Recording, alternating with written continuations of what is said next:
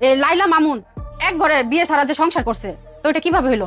মামুন লায়লার দোহাই দিয়ে এই বুইরা বেডি তার বাতারে নিয়ে এক ঘর থাকছে। কি ভাই বিশ্বাস হইতাছে না? শোনেন তার নিজের মুখ থেকে প্রত্যেকটা কথা শুনে যাবেন এবং আপনার মূল্যবান মতামত এই ভিডিওর কমেন্ট বক্সে জানিয়ে যাবেন। আগে কথাগুলো শোনেন। নিজের ইচ্ছা তো কেউ পাইতে দেয় না, নিজের ইচ্ছা তো আমি পাইতে দিই নাই। আর বিয়ে ছাড়া আমার মতো তো হাজার, আচ্ছা লাইলা মামুন এক ঘরে বিয়ে ছাড়া যে সংসার করছে, তো এটা কিভাবে হইলো? আসলে নারী জাতির এইভাবে কলঙ্ক করা হয় না। আসলে আমার সাথে যে ঘটনাটা ঘটছে, যেটা সত্য, যেটা বাস্তব, ওইটাই কিন্তু আমি মিডিয়াতে তুলে ধরছি। আমি যদি আজকে আমার বিষয়টা যদি নিয়ে যদি মিডিয়ার সামনে না আসতাম, আমার মতো হাজারো মনি পড়ে রয়েছে, হাজারো সীমা পড়ে রয়েছে, আনাচে কানাচে, তারা কিন্তু আমার থেকে আরো বেশি প্রতারণা শিকার হয়েছে। আত্মসম্মানের মর্যাদার জন্য কিন্তু তারা কোনো কিছু বলতে পারে না।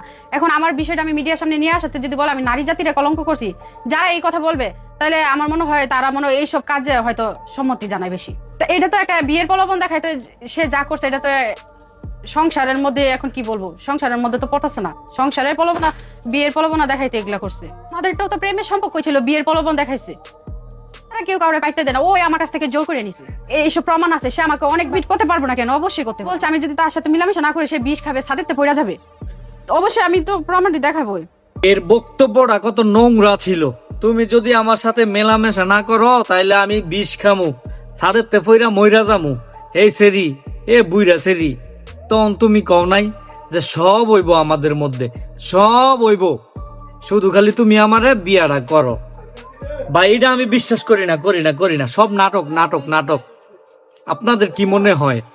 যদি সত্যি মনে হয় তাহলে কমেন্টে জানান, আর যদি মিথ্যা মনে হয় তাহলে কমেন্টে জানান। ভিডিওটা ঝড়ের গতিতে শেয়ার দেন।